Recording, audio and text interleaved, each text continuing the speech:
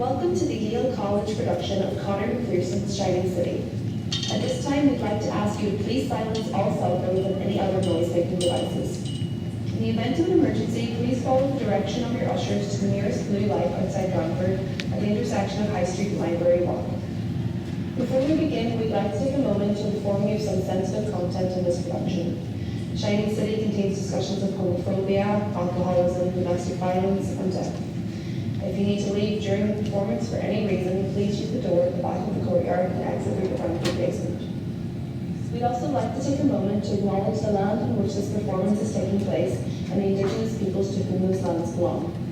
Yale University and the Greater New Haven area occupy Quinnipiac land, as well as the statehorships of the Eastern Atlantic, Odong, Wongok, and Narragansett peoples. We encourage you to read the full land acknowledgement in the program to learn more about the history of these peoples. Thank you and enjoy the show.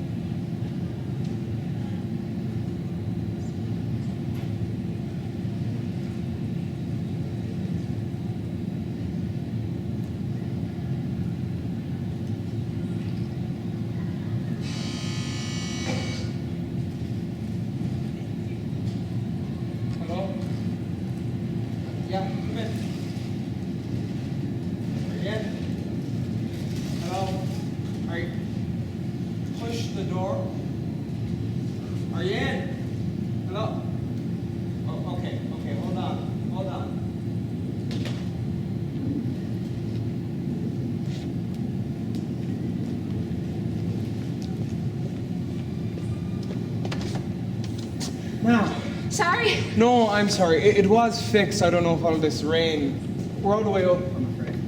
Straight on? Next one. That's it there. Doors open. No. Right. Sorry, I wasn't sure if I had the right. I was in a bit of a flap. God, the parking around here is horrendous. I know. I thought I left myself a bit of time, but I was almost like a curb crawler out there looking for a spot. I know, I tell you, I'm only here, I've only been here 2 weeks and I'm not sure. Between ourselves that I'm gonna... There's many disadvantages. No, I parked up at the hospital in the end, which is what I should have done in the first place. It's my own fault, I'll know next time. No, I know, I should have probably, well, like I say, I'm still only sort of getting myself sorted out here, but I should have... It's grand, sure. I'm here now. Yes. Well, good. And that's the main thing.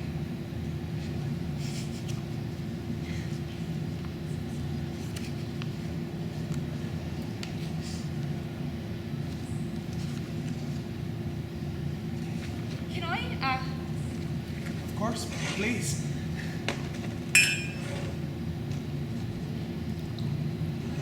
So, John.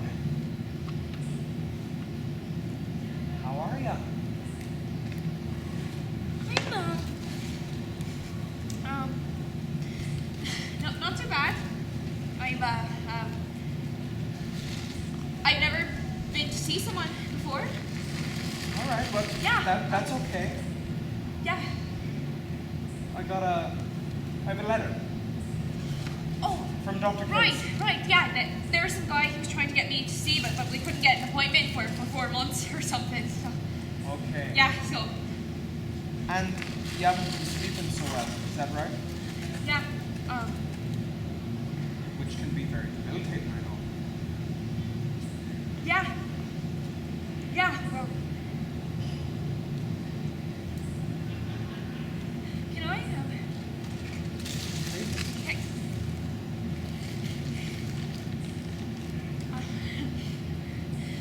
You have the tissues ready and everything.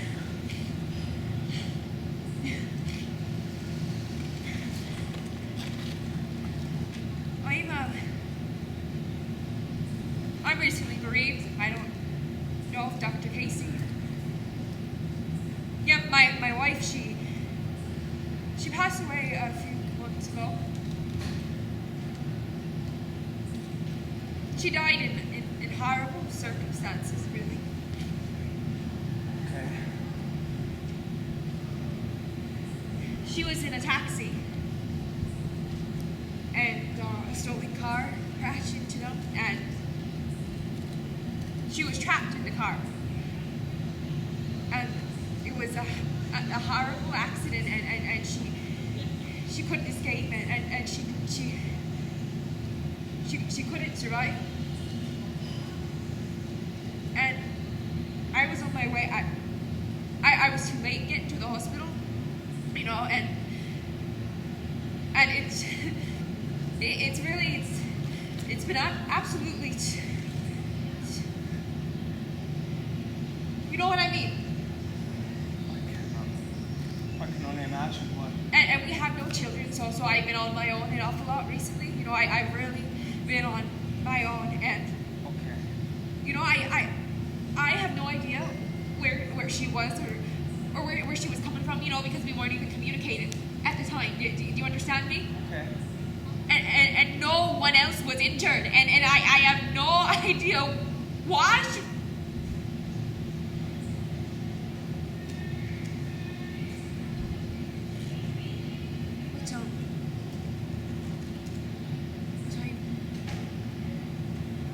Have you seen her? Sorry, you've seen her. I've seen her. She's been in the house.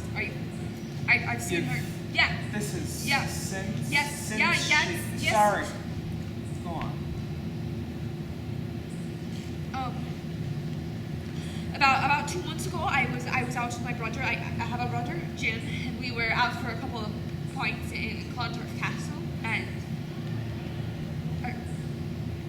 are we just going into this? Like, Well, no, it's whatever you can just No, on your own. no. I mean, I'm not. You're telling me, so I'd like to.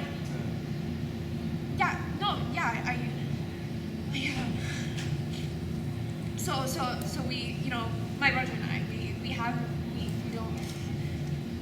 I don't see him much, you know, to a certain extent. We've been out of contact. You know, he only lives in Clontarf, and you know, he's been supportive since the funeral and everything. So we've had contact again. And you know, he's always been very supportive, but we just don't get along, basically. You know, and I have no need to infringe on his privacy or his family, so we drifted again. And this night, I'm talking about the last time I saw him about 2 months ago, you know, it was clear it was a sympathy vote, you know, we had very little to say to each other, you know, I mean, he's a quiet guy anyway, but I just wasn't feeling quite right in myself that evening, you know, and there was no problem as such, but I was just kind of getting a bit annoyed, you know, and I kind of wanted to leave, and so I just fucking went home. And when I got home, you know, there was nothing untoward about the place, except that I remember it now because I heard it again. That there's the sound of an ice cream van, the music, you know, but it couldn't have been because they don't go around at night. But no, I know I heard it when I got there, and I didn't think anything of it, so I just walked into the living room and to turn on the lights, and I saw her there, standing behind the door, looking at me. Your wife. Yeah, I could only see the half of her there behind the door, and I could tell that she was soaking wet and her hair was plastered to her face, and I just fucking jumped. You know, I froze. I mean, it was terrifying. I mean, she was as real as. I mean, I don't know if you've seen a dead body, and how strange it is, but it's real, that feeling. What happened then? I don't know how long we stood there looking at each other. It could have only been a few seconds, you know, but But you know, if you're a kid and you have a fright, but it's just for a moment, or if you have a bad dream, but then you wake up and it's not there anymore. But this was still there, and she was real, and it was terrifying. You know, that just unbelievable, that feeling. I just can't describe it. And did you? No, I don't know how, but I got my legs going, you know, and I went straight out the door. I went straight past her. The door was open. She was standing straight behind it, and I just went straight past her, straight out of the house, and I was just standing there in the yard with no fucking coat and no fucking clue what I was gonna do, you know, and so I just got in the car.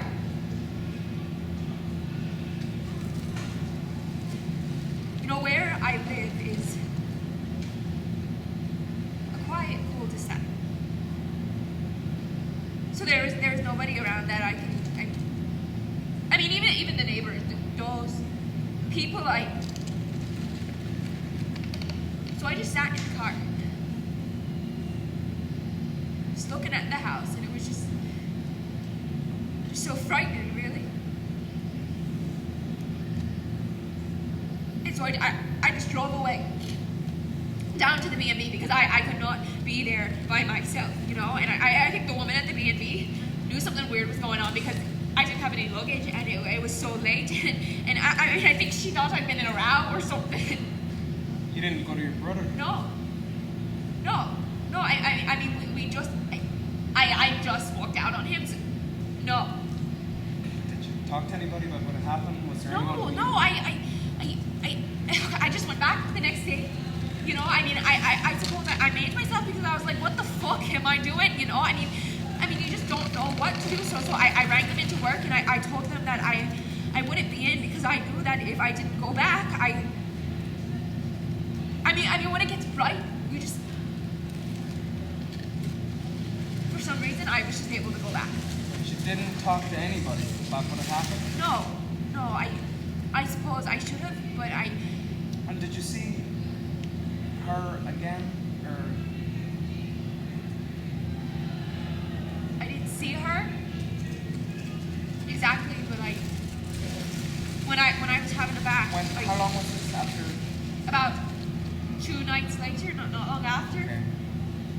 Okay. And you know, I suppose I rationalized it, you know, and I thought that this wasn't real and that she wasn't there, but and I suppose I thought it was just the fucking Greek. You know, I mean, it may sound mad, but what choice did I have? No, I have to get on with my life. I know.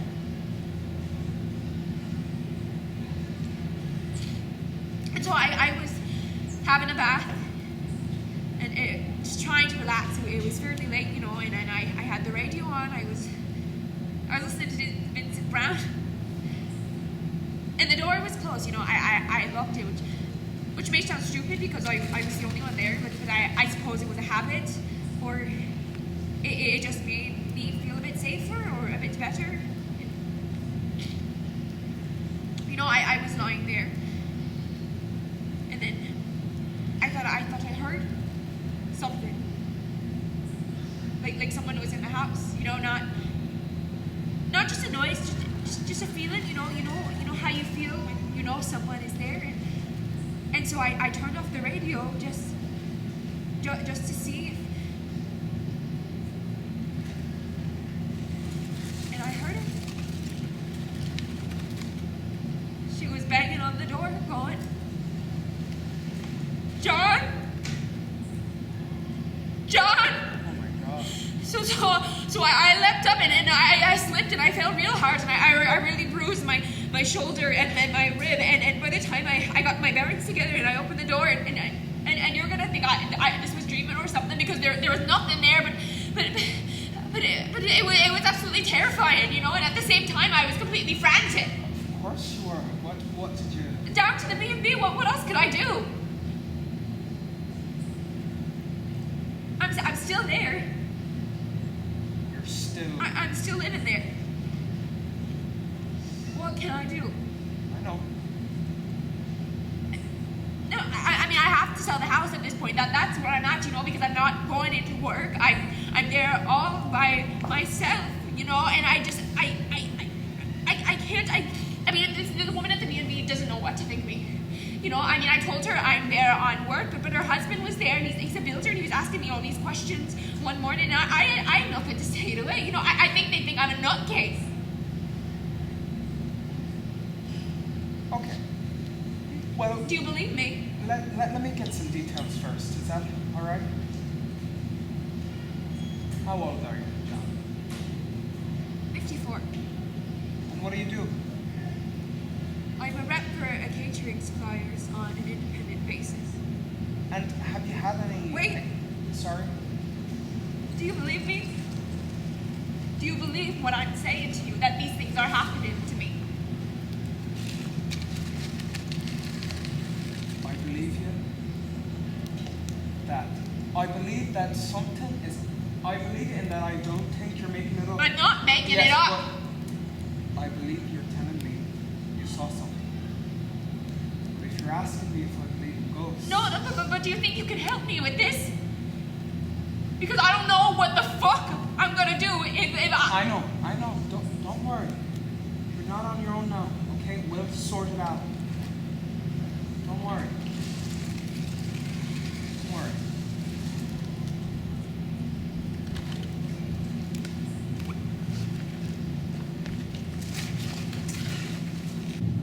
Are you fucking joking me? No, I'm... No. Look, No, I know, you but... come home now. Neasa, I'm just not going to do that. No, because people have fights, Ian, and everybody hates it, but you have to do it sometimes, you know? Please don't smoke, Ian, because you'll make me want to smoke. Okay. What's that smell? It's new, stuff with the thing on my leg. And this is not because we had a fight. I know that people have fights. What do you think I am? This is not because I'm hurt or something. It's because... Oh, it's not because you're hurt, no? It's not because you're sulking, you've been letting me stew my own juice for 4 days, No, no? I haven't actually. I've been just trying to fucking think about what I need to figure out what I need to But do. you couldn't just know? phone me to tell me that. no, you let Anytime me I just- thought about phoning you, I knew it would just turn into this. We said, both of us said, we should give it some time, but oh no. Well, I didn't know you were going to leave me on my own for a whole week, and I didn't even know where you were. It's not a week. It's a couple of days. Jesus. It's not just a couple of days when you're on your own with a baby. It's completely fucking exhausting not knowing where you are, and I can't fucking do it. What am I supposed to say to your brother? He hasn't even asked me where you are. No one knows what to say. Of course, she's delighted. She hates me. They think I've ruined your life. She's delighted with herself that I'm sitting up there on my own. She's so fucking smug now. It doesn't matter what they think. That's easy for you to say. I have nowhere to fucking go. What right do I have to stay there if you're not there? It's none of their business. What do you mean it's none of their business? You don't know what it's like. I'm sitting up there on my own in the box room with the baby, and they don't even come near me. And I can't go downstairs. You should have seen the face in her tonight when I asked her to mind Ashlyn. You don't know what it's like. Look, it's all getting sorted out, okay? I nearly have €1,000 in the bank. If you just let me get on with my work, if you let me do it my way, you'll have your own place, there'll be no more of this, and we can get on with it. But if you're just gonna... What do you mean, my own place? Can you not see that this is happening? I don't want... I don't want this relationship anymore. What the fuck are you talking about? Can you not hear me? Can you not listen to what I'm saying? I don't know if I can, because have you completely lost touch with reality? Have you completely lost fucking touch with fucking reality? This is reality. What do you mean? What about the baby? This is not about How can it not be? Because it's About not the about baby? that. Because it's about the fact that I can't continue with you. What do you mean? What have I done? What have I... It's not about what you've It's done. not. It's because I can't do it. I knew this. I knew this was going to happen. I knew it. Look, if you just listen to me for once and here's something that goes in, we're going to get you out of my brother's house, okay? It's all getting sorted out, and I'm earning some money now and everything. Yeah, now that it's all... Now you're on your feet. My father fucking said this to me. No, he fucking said it. A priest? I'm not a ex-priest. Forget it. He says anyone who goes near or next to the priest is a fucking head case to begin with. But I wouldn't listen to him. Oh yeah, and your dad is a real one to know. Yeah, he's a drunk. But he's a human being, you know? He has feelings, he knows things. Yeah, well, is your father going to find you someplace to live? Oh yeah, because you really find us somewhere to live, Ian. Squashed into your brother's house with that fucking bitch. Wait He's now, fucking looking at me like I'm what the gonna fuck rob did you something. think was going to happen? I said it to you. I got to start all over again, and it's going to be tough. Of course, you didn't know that. You didn't know any of Yeah, that. well, I didn't think that at the end of it all you were... Are you breaking it off with me? I was just thinking about it. Do you remember the week you left the order? About a day later, you were so worried about money. I'd say about a day later, I immediately started working all the extra shifts I could get. I kept having to lick up that sleazy bollocks Daire and just keep working that fucking typical pub. Look, I know that. Just so that you wouldn't have to worry about anything. No one can understand how I put up with the things that he said to me in front of people, but I did it so you could have the money for your course. Look, I know. Listen, I'm gonna look after you. But I don't want you to look after me. I never wanted for anyone to have to look after me. I even said when I got pregnant, I said we should wait and we should leave until we have some more money. I said this is too soon. You said no. You said no not to do that, that you thought it was wrong. Look, look. What am I gonna do? How can I go back there on my own again tonight? What am I gonna say to your brother? Don't say anything. I'll talk to him. What am I gonna do? Not go back around to your granny. My even dad's for- back I there. know, look, I know. Look, I know this seems like, but this is the worst point, you know. And I know I made some huge mistakes, and I'm the first person who'll admit that. But I've got to set it right, and I'm gonna set it right. But we can't continue like this. And Ian, I don't think I can do this on my own. I didn't think this was going to happen. I know, but you're not on your own, okay? What are I'm you with you saying in to the me? look. Aisling is our daughter, and I'm her father, and you're her mother, and I fully, you know, I want to be her father and be, you know. But you and I are breaking up, okay? And that's all this is. That's all that's happening here. How can you say that? How can you say that that's all this is? Can't you see what this is doing to me? I know, but we can't. I can't. Do you not love me anymore? I'll always, you have been, you were the only. When I had to make that big decision, and it was a huge thing for me, to turn my back on the church, that was a huge thing for me, and you were there for me. And I couldn't have come through without you, okay? I just couldn't have done it. I couldn't have, but the huge fucking mistake I made was thinking that that was the end of the journey for me, and it wasn't. Have you met somebody else? No, it's not that, I promise. I can't continue with us, but I'm gonna make sure that you want for nothing. I don't understand any of this. I can't believe that this is happening even. I bought this afternoon because I thought we were going to make up and that you were going to come home with me.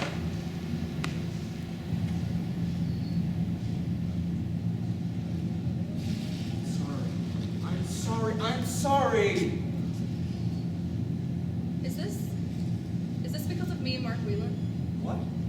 Is it because... Because what? Because what do you...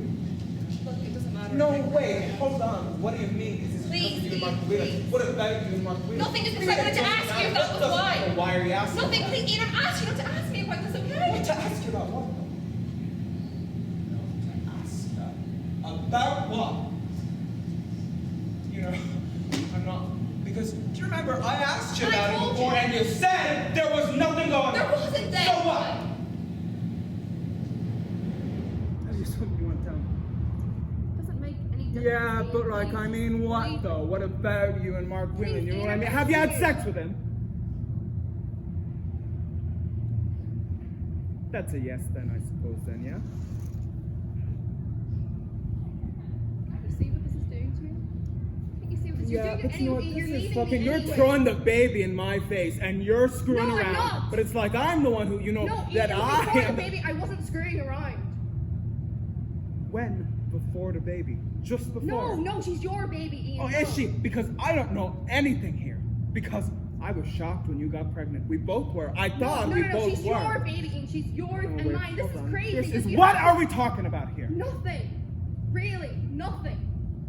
There was just no one to talk to. When? Just in and all around that time when you came out and you were freaked out all the time and you were starting your course and I was working all the time and I just couldn't keep going back up to your brother's house on my break, Ian, with her always there. It was horrible. You know, they have been so good to us, really, when you think about it. I know, but I was just always on my own. But you weren't. When? I didn't have anyone I could even have a normal talk to. I just feel like it's all my fault now, you know? And I was just so worried about everything, even then. And Mark would just always ask me if I was alright and if I was not. I never asked you how you were. I'm just a fucking animal, yeah? I just believed him when he asked. Yeah. Well, I didn't know what was going on. It was just like things were supposed to get better, and they just kept getting worse and worse. And I couldn't keep going back up there on my break. She was always saying something about the smell of smoke off me. I was working in a pub, you know, like what did she want me to do? And so I started going around to Mark's flat, and I told you I was doing but that. you didn't mention. Well, I didn't think anything was going to happen. I didn't think there was anything even like that with him. But one day he didn't say anything to me. We just got in the door, and I knew that what he was. I didn't know what to do. I only kind of realized when we got in the door what he was.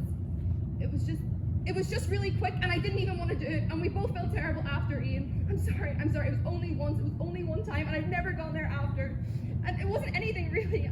I'm sorry, Ian. I don't love him. I never loved him. I only ever wanted to be with you, really. I don't know what happened. Say something. Say something to me, will you?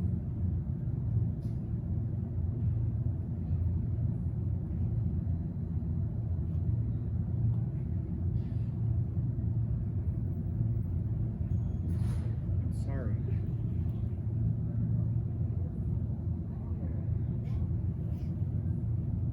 Better go.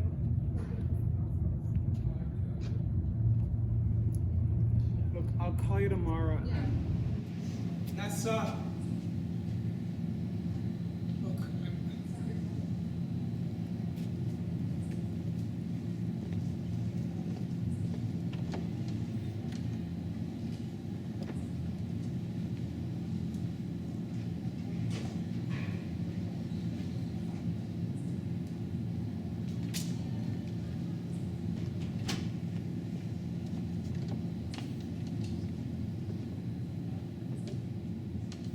Look, well, I don't know. Sorry, I can No, never. you know, I come to someone every week and they tell me they have a haircut for business me.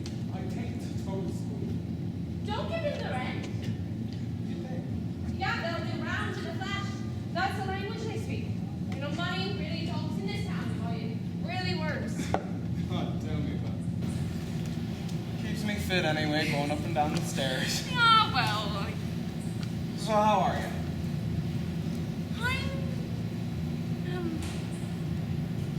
this helps. Good. I focus around it, and it's been a good week. They've been good at work about me coming in and the time and everything. And are you sleeping? Same as before, really. I do get a couple hours, but it's like there's something in me that's determined to keep me up all night. I never go off till around 5, 6 even, and then come 9 o'clock, the woman's knocking on my door so I don't miss breakfast. God forbid. But I'm in bits, but I get up, go down, usually the last. She usually has a few others staying there, but they're out on business, so they've gone out. But I sit there, look at the traffic, have an egg, a cup of coffee, get myself going for the day. Still getting your walk in? Rain or shine.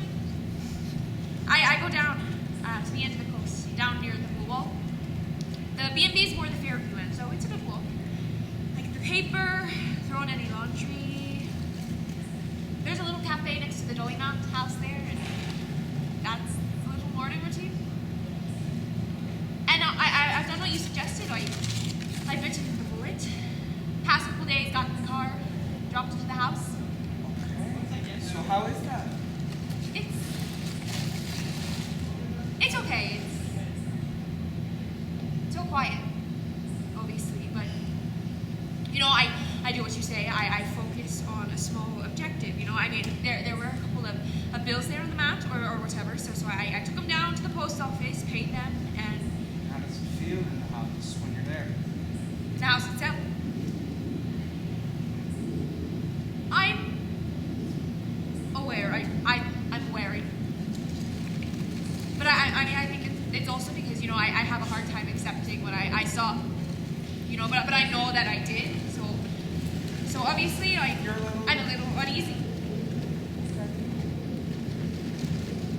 But, I think it's also to do with, when Mari was alive, we weren't really communicating.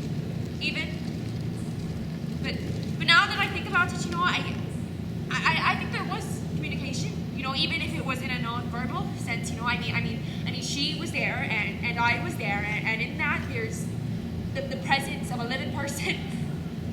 I'm not quite saying this well, but I think we had a really large importance in each other's lives. I know that. Yes. Yeah, I know.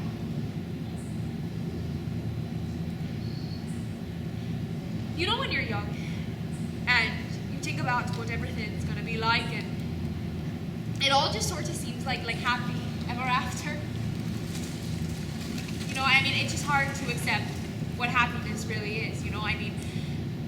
Nothing is ever as it seems. It's not some fairy tale, and I suppose that it just has to be sort of ordinary. It just has to be sort of boring for it to be real.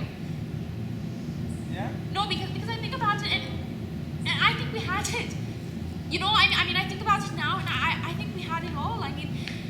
It's just hard to accept that this is what happiness really is. You go searching, and not searching. I wasn't searching for anything, but I think I was always sort of waiting, or I don't even think I would have admitted this like 2 months ago, but back when we were married and getting settled in, and maybe even before we found out that Mari couldn't have children, I think I always sort of felt like I was settling for second best. I think about it now, and these are old feelings, fucking there for everything.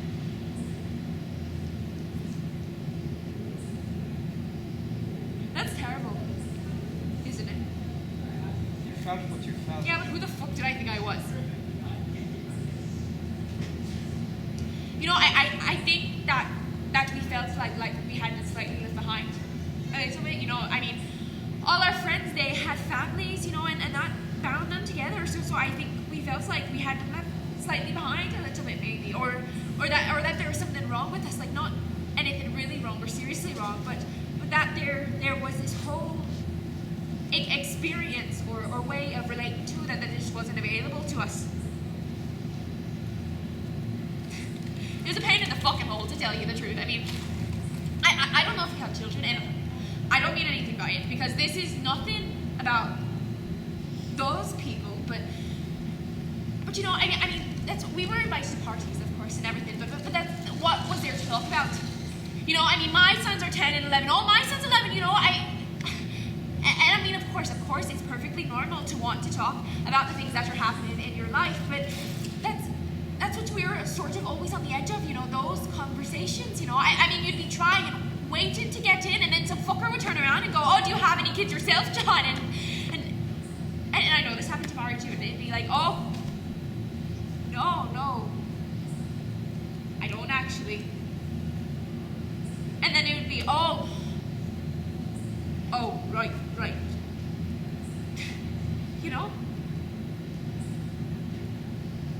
And I don't know if I felt like it really bothered me at the time, but in a way, I suppose it did, because I sort of always felt like it wasn't addressed, and maybe that's partially because I felt like the whole thing should be different, not that we should adopt some fucking kid or something, but that we should just change everything again, just start again somewhere else, which then of course is mad, but you want to convince yourself that these things aren't that important, but they were there, and what can I say? All this shit happened, and life went on, and we grew up basically, and our childbearing years were over, and that's within about 3 years ago. Out of the fucking blue, I met someone. I didn't meet her exactly. We both met her up at this party, up at the house of a guy I was doing business with, and mad shit, mad fucking shit. I know. It's okay. But like I said, this was someone who we had both seen over the years, I mean, she was wealthy, you know, her husband was loaded, and I suppose it was just the ordinary feelings of surface glamour. I mean, you'd see this woman, there's no doubt about it. She would be the most beautiful woman in the room, or whatever. I mean, or wherever you go, she'd be one of the top 5 best looking women there, you know. I mean, that's what we're talking about. And obviously that's very attractive, isn't it?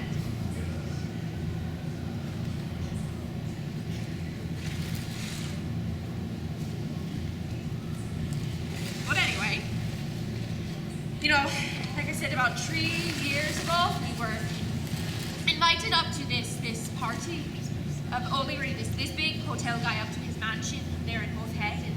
And you know, we were both excited about it and looking forward to it. And Mari liked dressing up. You know, she had a good figure. You know, she could hold her own. And this was going to be good for us. You know, we were in good form going up there beforehand. And we get there, and there are all these people parked in your cars and butlers with champagne and hot ports and all this serious stuff now. You know, I mean, and then we go into this serious fucking mansion now, and as usual, you know, we're both fucking standing there, fucking trying to talk to each other, but of course we'd rather be talking to other people, you know, but, and I'm dying for a slash, and Mari doesn't want me to leave her alone with these fuckers, so, you know, that's that, but then eventually we start talking to this couple, and this business guy, I know, and I'm able to leg it down to the jacks, and how it goes, basically, is that I don't see Mari for hours till we're all sitting down for dinner, you know, because when I'm on my way out to the toilet and going through the kitchen, I say hello to a few other people I meet, and then I see this woman I'm talking about, Vivian, and I say hello, and we're standing in the middle of this kitchen in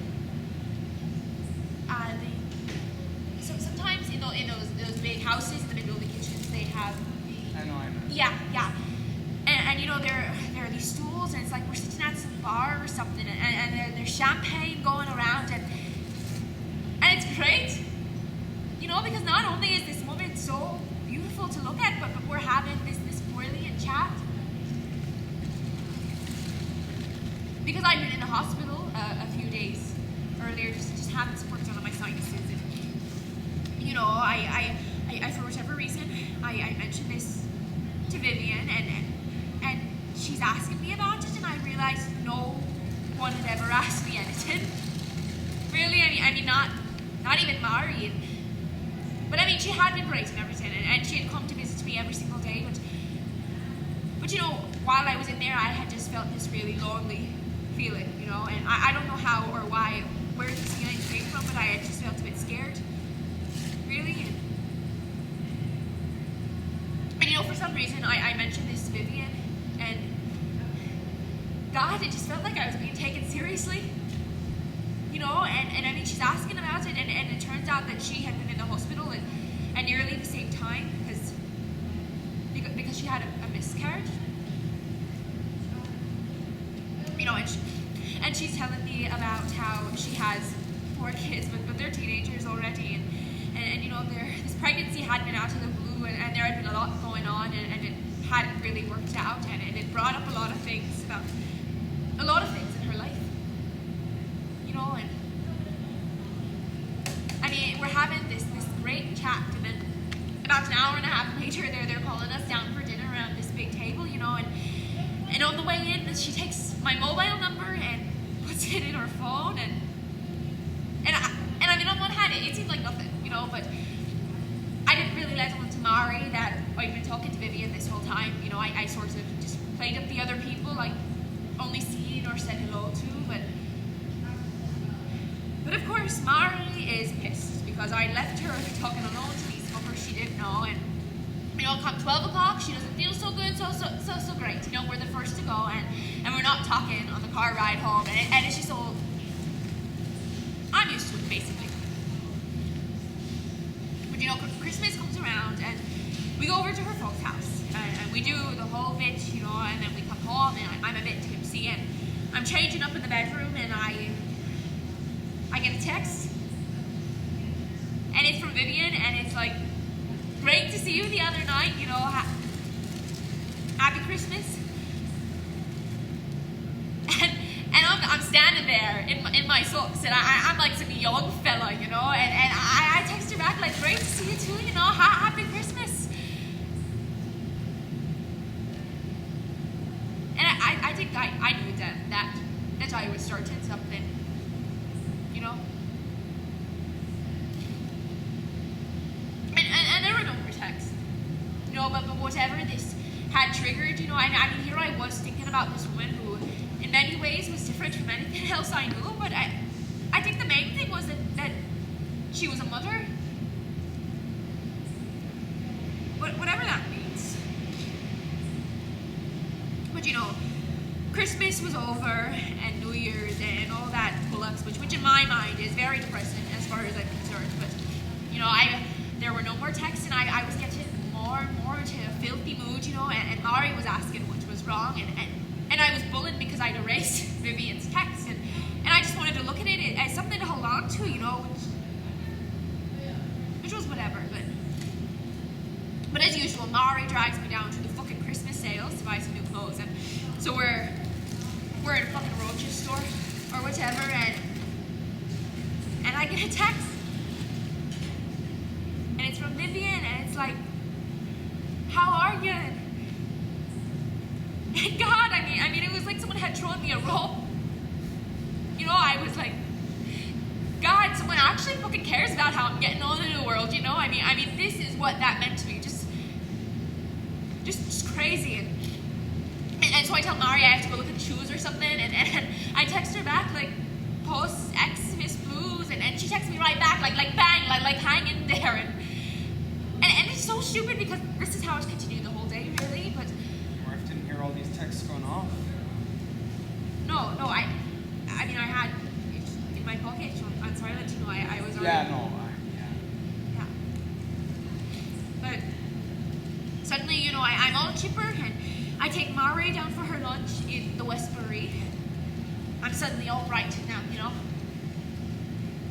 And she had seen this bright red coat in one of the designer shops down there in Brown Thomas, reduced from $3,000 to $2,000 or something. Yeah, still all too dear, but you know, after lunch I took it down and I bought it for her.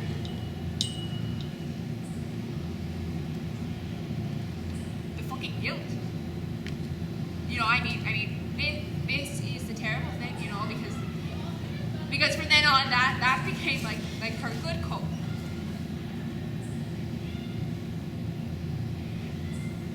She was wearing it the night she died,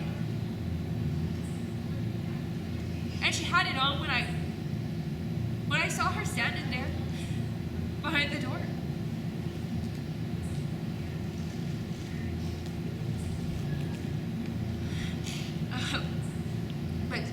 But you know, we went home, and life continues, you know, and back to work, which I was glad about because it meant more time to myself texting Vivian. And then, of course... What were the texts? Nothing, you know, normal stuff, like how are you? Back to work today, you know, keep your chin up.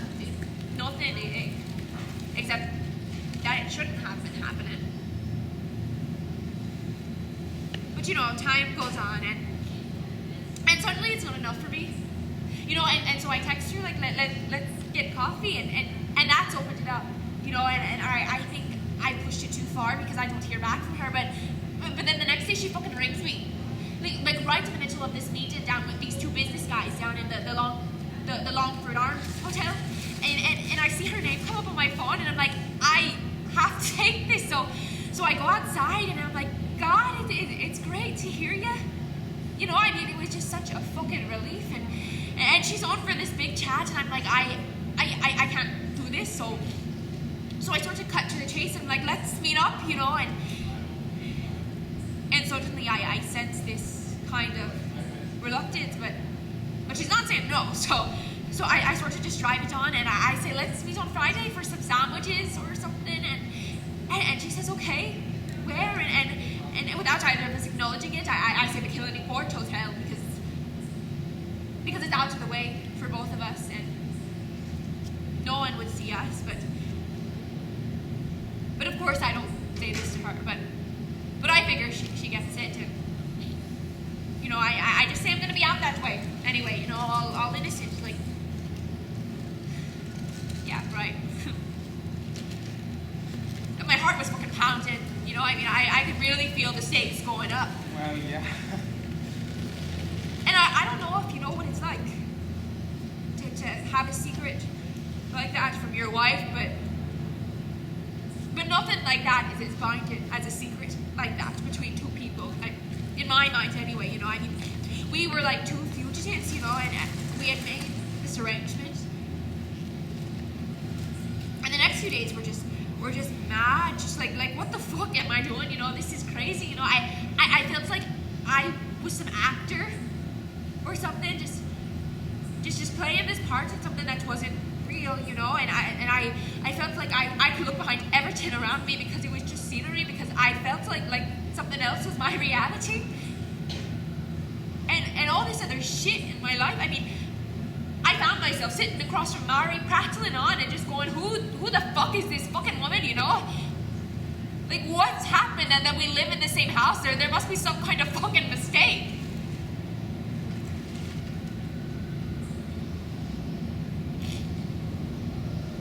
Friday came around, you know, and I had cleared the deck, so I was down in Killiney about 12 o'clock, and it was a terrible day. I mean, it never really got bright, but it didn't rain, but it was just like God knows what you're doing.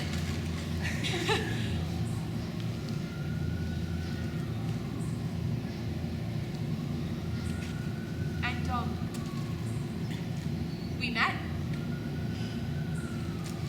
and it was like God, like I could not believe it. I just could not fucking believe it. I mean this is real, you know. I mean, this beautiful woman is here to see me.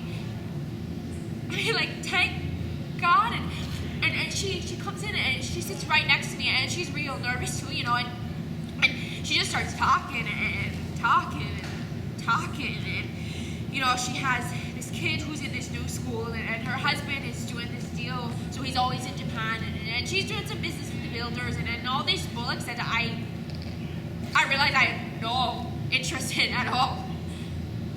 And I start to get this horrible feeling that, you know, it's all just a bit annoying, really. I mean, this just isn't what I was selfish, basically, and I wanted it to be more about me. So we order a few hot whiskeys, and, you know, after I feel like I've been politely listening to this shite for long enough, I start to move the conversation more towards us being there. You know, and I knew I was rushing it, but I was just trying to move it to the next stage, you know, because I just didn't want the illusion of it wrecked, because I was putting everything, all the fucking eggs into one basket, the whole lot, and I just, it was about 3 o'clock and I'd have to be heading home soon, and then suddenly, you know, I thought I'd blown it, but she's like, I was just like, you know, I have to be with you, you know, and fucking hold you, and just crazy, and, you know, she got so quiet, and I thought I'd fucking blown it, you know, but then she's like, okay, let's, and I'm like slightly like, don't just do this for me, you know, I mean, don't fucking kill yourself, you know, but I didn't even know what I was doing, you know, because I was like a robot, you know, like everything I was doing was so wrong that nothing made sense anymore. You know, I mean, I got the key, and I thought your woman behind the desk was gonna call the fucking guards on me. You know, and this was right after they'd sold the place, after, in between when they'd sold it and shut it down, so there was no one around, you know, and on the way up to the room, we weren't talking, and it was all just a bit frightening. Really? And we walk into the room, and it's like one of the rooms out of the faulty towers, just straight out of the 1970s, just pink and brown, flowery patterns everywhere, and it was freezing, and it was just horrible. But we sit on the bed, and we start sort of kissing, and it's just so obvious that this isn't what she wants. But to be completely honest, I'm entirely out of practice myself. So I try to stick my hand up her skirt, and she just stops me. And neither, I mean, it was just a huge fucking mistake, And I just know that I fucking blown it, and I just want to go back to when we were gonna meet before, but I'm not able to really express this properly, so I'm just sort of apologizing, and we both have to be going, so there's no time to have a drink and to talk it out and make it right, and it's just over, and we just say goodbye in the car park, and brilliant.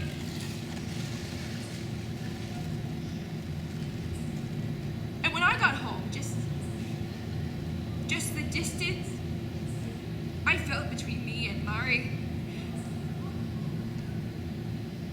I knew that whatever it was about the way things were before, it was nothing compared to this. I mean, this was like the Grand Canyon opening up, and I knew I had driven an unbelievable wedge between us. And of course she could tell something is wrong, and she's asking, is there anything and she's standing there stroking my back, just going, God, those are big, heavy sighs, John. And I just tell her it's something at work, don't worry about it, but from then on, I just could not sleep. And I was up every night, sitting in the kitchen, and I couldn't even go into work. And I mean, I just felt like a piece of fucking shit at this point, because I had gone from sharing this dream of this special relationship or secret communication, and now I just felt like a criminal. And I just felt so isolated and cut off, and like there was nothing in my life to look forward to, and I think I knew then that something bad was gonna happen, because I deserved it, because there was some kind of evil in me that I didn't. No, but she didn't know what to do by this point, because I was barely even communicating with her, because I fucking hate myself by this stage, and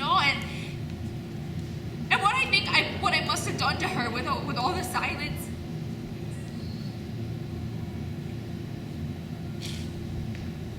So,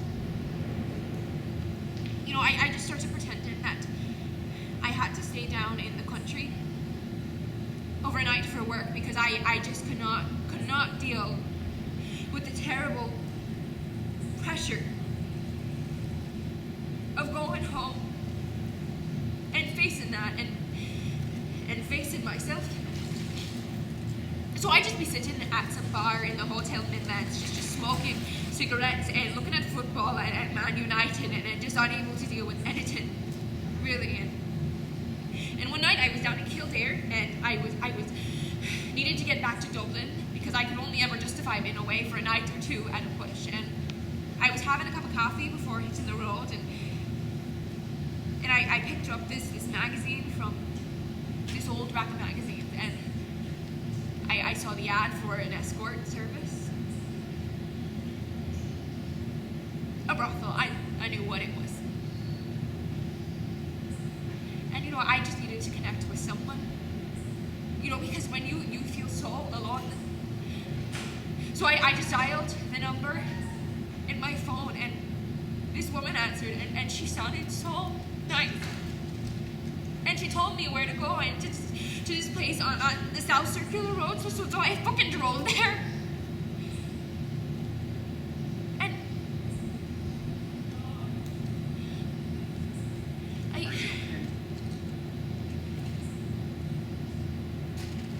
it's just terrible.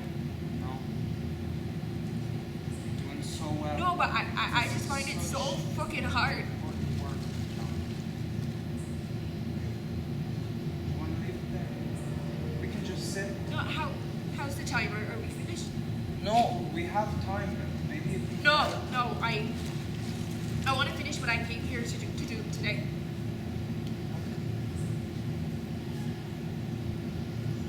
So I went there, which is something I'd never done before.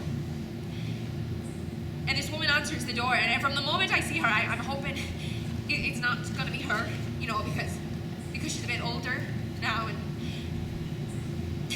but she takes me to this room, you know, and there's a shower in one corner and a couch and two towels on a chair in the other, and she tells me that this girl, Jeanette, will be in a minute. And she tells me it's €30 to be there, and that whatever Jeanette and I work out is between ourselves. And I'm just like God, I haven't even met this girl. But I give her the €30, and she tells me to relax and to have a shower, and Jeanette will be in about 10 minutes. So I'm in this room, and I hear people talking and moving around me, and it's all just a bit. But I'm hoping that whatever is going to happen is going to bring me some relief. You know, I mean, I'm not even in the sexual way. I don't. But I mean, I suppose that's what everyone says. But No. I know.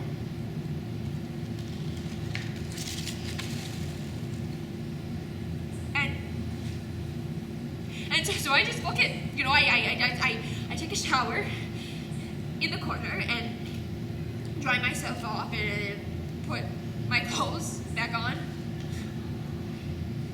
And I'm in there about 15 minutes and nothing is happening, so I stick my head out the door just to see if anyone is coming, and no one is, so I decide to wait, and then I think I hear the doorbell ring, and this woman bringing in this man to another room somewhere, and I think maybe now it's gonna happen, but at this point I'm kind of freaking out. You know, so I think I hear someone else come in and start to leave, and I think now it's gonna happen, but then another 15 or 20 minutes goes by and nothing does, so I'm just like by this point I'm just like, forget it. You know, so I grab my coat and I go out the door, and the woman who lets me in is coming down the hall going, what are you doing? You know, go back in there and have a shower, and I'm like, look, I'm just gonna leave it. You know, and then this guy appears, and he's a total scanger, just real dead eyes, and he's like, what's going on? And you know, they're both talking a little louder than they need to, if you know what I mean. And by this point, I just can't fucking take it anymore. So even though I'm probably definitely on a high end to say nothing, I just say, give me my 30 fucking euros back. Which of course is mad, but of course this all is just madness, you know, and your woman goes, we don't owe you anything, you know, we provide the amenities, that's what you're charged for, we don't owe you a fucking penny, and your man is going, yeah, you're either gonna have to go in and shower, or you're gonna have to leave, and by this point, I just suppose that these two people represent everything in the world that is wrong to me, and I am just refusing to accept this, and I just demanded my money back, because I just want a transaction where some normal fucking rules apply. And look where I was fucking trying to achieve that. And then all of a sudden, your man just hits me in the stomach, you know, and I'm not fit. I haven't been in a fight since I was like 10 or something, but just the feeling of being completely winded and not able to breathe and just being completely paralyzed, you know, and I just hear this groan coming out of my stomach, and I'm just completely out of control, you know, and I just start going down and down onto my knees, and I just cannot fucking breathe, you know, and your man is going, you know, you fucking brought this on yourself, you know, and he was so fucking right. And so they sit me on the stairs, because by this point they're a bit worried, you know, because I cannot breathe. And your woman is going, you know, what did you hit her for? And your man is going, you'll be all right, you know, you'll be all right. And in a way, I was fucking grateful. You know, because in a mad way, all I wanted was for someone to fucking tell me that everything was gonna be alright. Because I was really clinging to the fucking McAteer.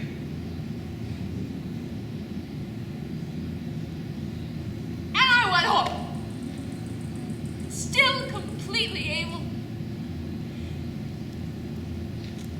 And when I walk in the door, Mari has my dinner laid out. Just chops and peas and potatoes and just the pain in my stomach. I could not fucking walk.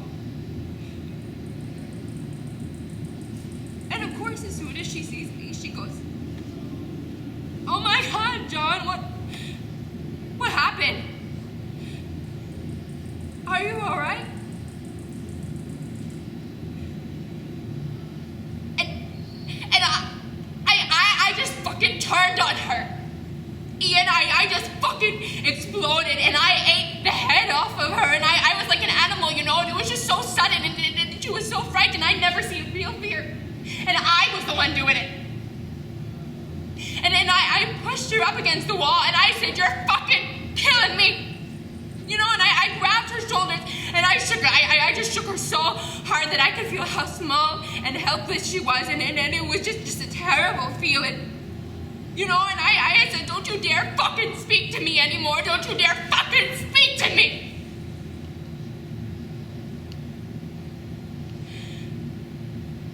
And she just curled down to the floor, and nothing like this had ever happened between us before, and she just curled into a ball by the bin, and just the sobs that came out of her.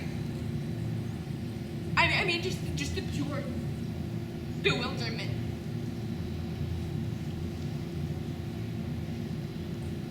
And after that,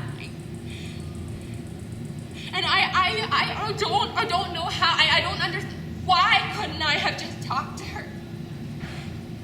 Because she was only trying to help me, you know, and it was like I was in some sort of a storm, you know, and you're just barely hanging on, you're just hanging in there, and I think I was afraid that she would see how weak I was and how disgusting I was, and that she'd hate me, and everything just developed into sort of a paralysis, you know, and that's the only way I can describe it. I just couldn't move because I think I fucking killed her. No, I didn't. No, and maybe that's why I've seen her. She was only fucking trying to help me. No, you don't understand. She wouldn't have been out there if it wasn't for me. And I mean, is she trying to hurt me or?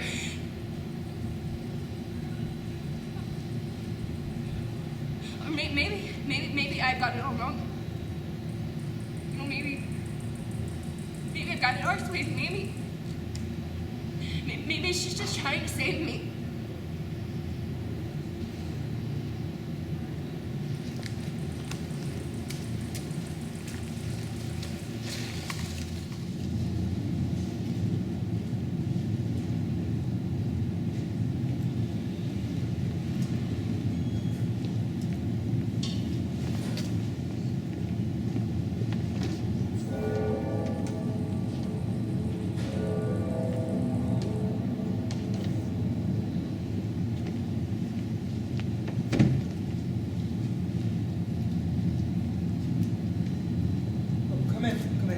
There's no one else. There's no one in the whole building.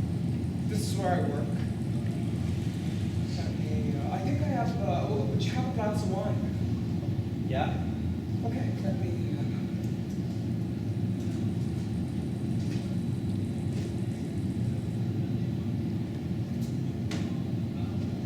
say glass, but I'm just...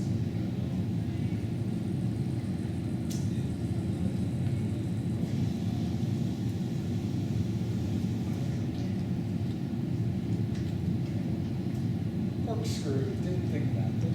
You can push it in. You can push the cord down if you have some, just a knife. I have not.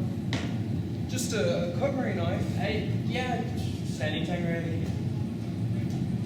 Yeah, so, you just push the cord down. It's not Will I? Malia. Yeah. So just take that, Yeah. tear off the peel, you know, or not doing it right. You gotta peel it back. No.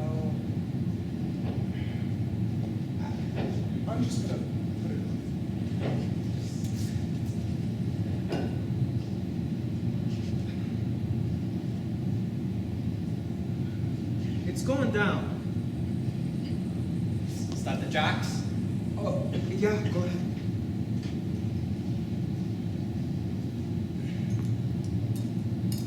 I've done it. It's gone in.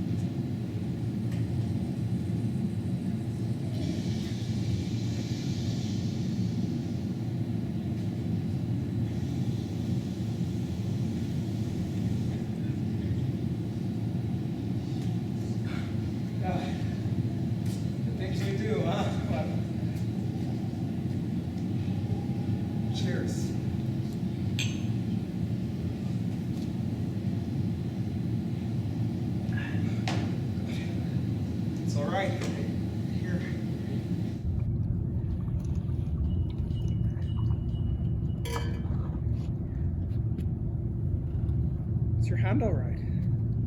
Yeah, it's wrecked. What happened to it? It's a banger. I was letting off a banger with my son on Halloween, and sometimes my eyes aren't that good, and yeah, the fucking thing nearly blew my fucking hand off. Oh my god, is it all right? Yeah, it's wrecked. I can only move these 2 fingers. Oh no. Yeah, you know, it's a fucking killer. I can't work, you know. Oh no. What are you working at? Or? I know I've always lined up to get a job driving a van, but oh no. Yeah. Is it healing? Are you getting treatment no, for it? I'm supposed to keep what's the word? Physiotherapy, but it's tricky because I'm trying to get a few things organized at the moment, and the appointments they don't suit me then, you know, right. because of the times. But yeah, this thing's fucking filthy. I should. It's just they keep you waiting for so long in there, you know. It's God, well, you don't want to let it get infected, you know. I know, but it's just, yeah, you know. Are you cold? Do you want me to turn that on? No, I'm freezing. You're not cold. Oh, sure. I'll. This heats up real fast. I'd say it's pretty cold in here. You're just. Yeah, you know, it is, but sometimes you just fucking have to. Yeah. I've never been up there before, you know.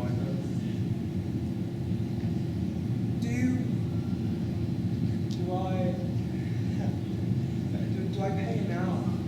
No, whatever. I mean, if you want to get it out of the way, you don't have to think about it anymore. Yeah. Okay.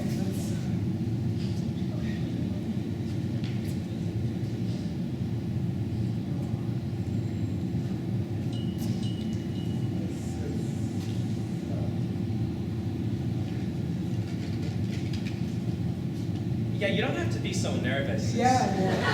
Because I know you're making me nervous as well. I don't want to. I'm sorry. I know. It's just Yeah. You know, I'm contagious. do you want to put some music on or something? Yeah. What would I put on? Whatever you want.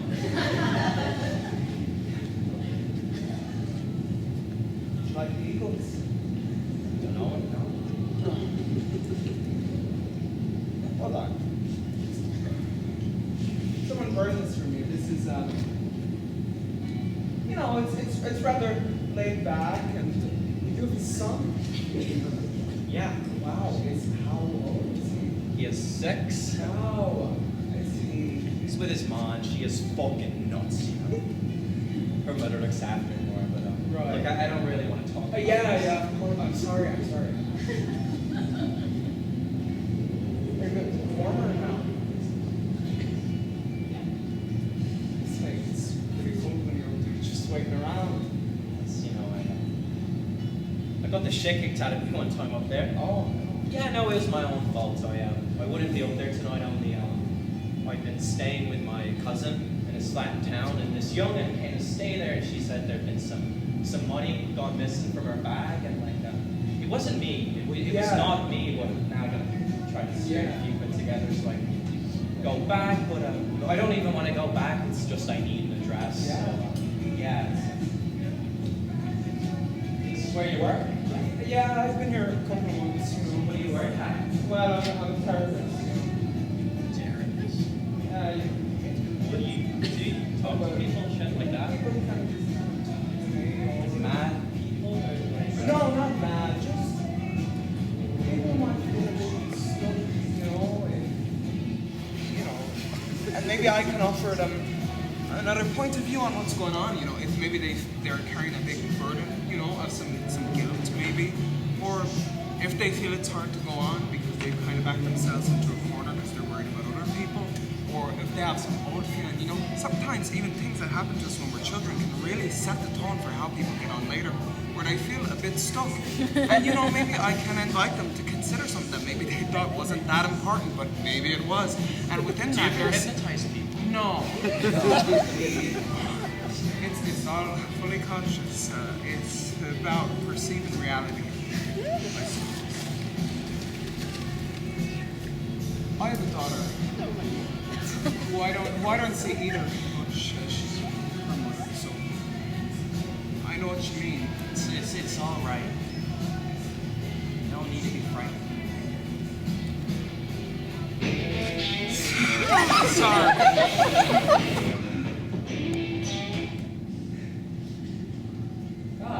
Well, that's, listen, when I say I've never done this before, never gone up to the park before, I don't just mean I've never gone up to the park at night, I mean I've never been with a man. Do you understand me? Look, it's all right. The men who go up there, they're all fucking married anyway. That's why they What difference does it make? You should just do what you want to do. Put on the other music. Put on the music that was on before. I have nowhere else to go.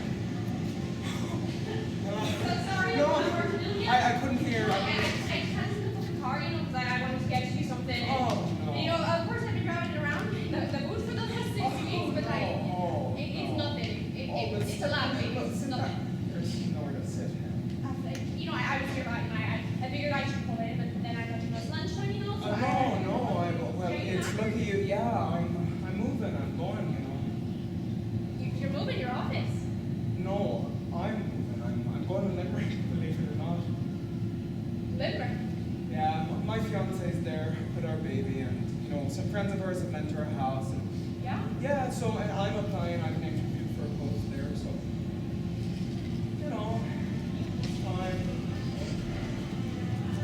Yeah, that sounds great. That's good. Dublin's a tough town. Yeah. Well, look, let me move some of this stuff. I'm not going to say really. No,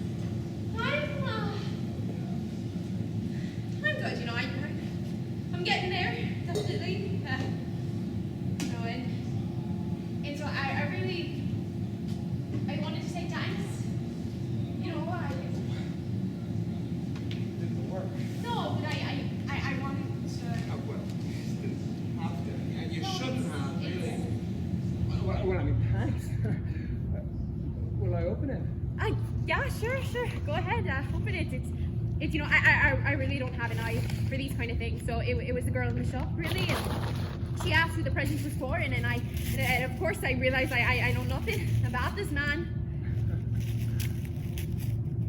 Because I don't.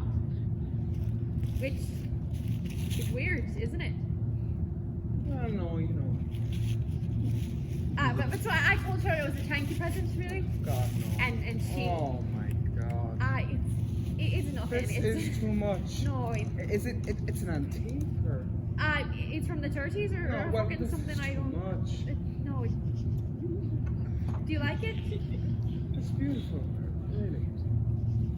Well, thanks. That's why I. Thanks. God, really, thank you. Oh, and here's a card to go with it. Thanks. God, John, what? Thank you. Sure, read it later. I don't know what to say now. There's nothing. Well, let me make you a cup of tea. No, I'm grand. Really, Oh, please.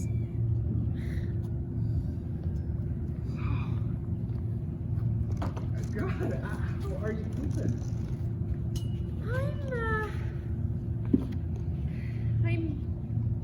I'm good. I bought an apartment. Oh, wow. So we're both... Yeah, we're both moving. Yeah. It's nearly finished. The legal can be a bit of a nightmare, but it's If it's what you gotta do, that's right. I know. yeah. But it's one of those down near the shorefront, down near St. Anne's Park. Oh, yeah, I know that. Yeah, one of those ones there. Yeah, whole new.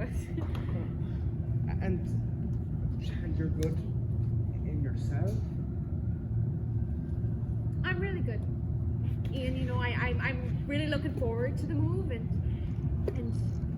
I've been back in the house again this past month. Right, God, that's do you take sugar? No, it's Good, fine. Because I don't. I don't anyway, so it's but yeah, I've been back in the house again this past month, and there was a time when I never could have even envisaged myself spending even the night there. You're gonna move on and... I'm moving on, and it's good, it feels right. It's what I want. Because I don't want to be some old woman stuck there in that house. That house is all to do with me and Mari. And it's too big for two people. It was too big when we moved in at the time, and if there had been kids, then. But that didn't happen, and I just feel like my life isn't over. I don't want to be stuck there by some mad fucking duty to fucking. We create these fucking these mad. But that's great. That's. Yeah, I'm getting on with it. And as you know, there was a time when I wouldn't even have thought that it was possible. Well, that's. So I just wanted to say thanks. Really. Well, like I say. Because I don't know what I would have done. Well, look, I'm glad. I'm happy for you. Oh, and my brother. My fucking brother introduced me to a woman. Oh. Yeah, he's a prick. He can be a bit of an arsehole sometimes, but he's alright, really. Yeah, I know what you mean. Now, him and the missus were killed having me over about 4 or 5 weeks ago, and I was a little like, yeah, right, because I can sometimes do without, but I went, and, there were some other people there, and there was this girl there that I knew slightly from before, she used to work where I coincidentally, and she's a few years younger than I am. Well. But what fucking difference does it make, right? She's a nice girl. We went to the pictures and we had a few drinks, and we're going to the theater tomorrow. Oh. Yeah. Good luck, I know. Well, that's don't feel like you have to rush into anything, though. John. No, it's good, it feels like the start of new, a whole new... It's good. Don't worry about it. Yeah, no. Oh, and you know who I saw there? Yeah. Vivian. Yeah?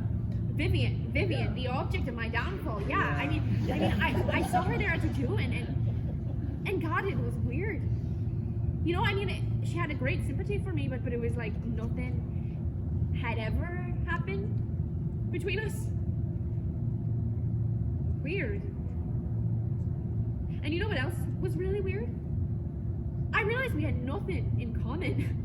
And what about that?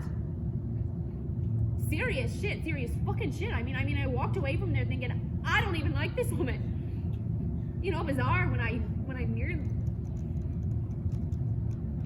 Mad.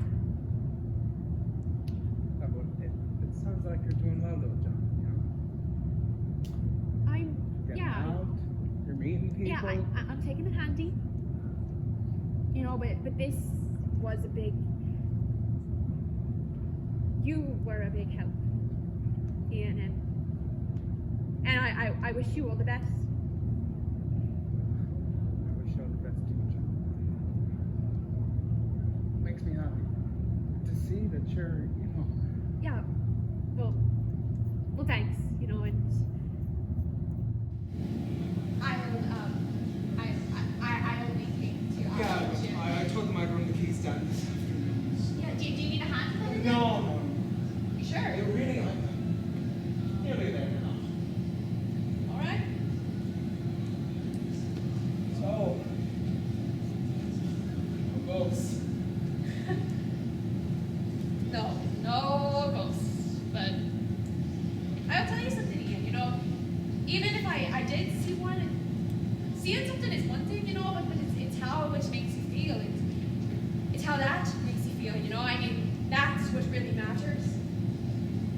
Someone could see something and it wouldn't really matter, but someone else would see it and it would be the end of the world, you know. That's the reality of it. How it makes you feel is the reality. I know. But you don't believe in ghosts, Ian. You got it sussed. There was a time I would have given anything to see those. Just to know that there was something else. You know what I mean? Sure. Just something else besides all the pain and confusion. Just something that gave everything some meaning, you know.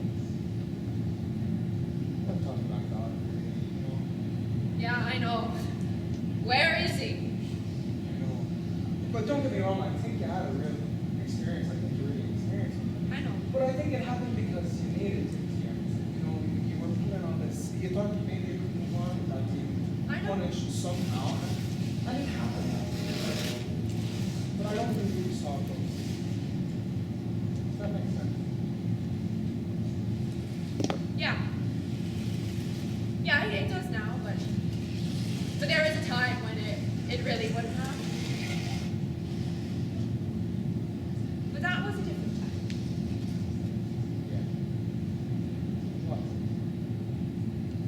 I'll tell you, the mind is mad, isn't it? John, you know nothing. You just know nothing. We're barely just fucking hanging in there, really, aren't we? Some better than others. But you're doing well, John, considering I mean. Yeah. I am, but I have to fucking go out there to my time. You know what I mean?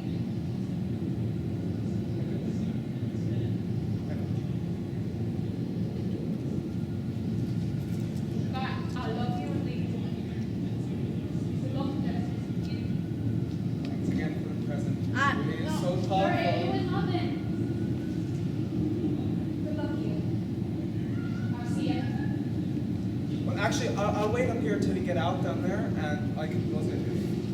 It's still. Nothing changed. I'll see you again. Good luck. I'll see you, John. Bye now.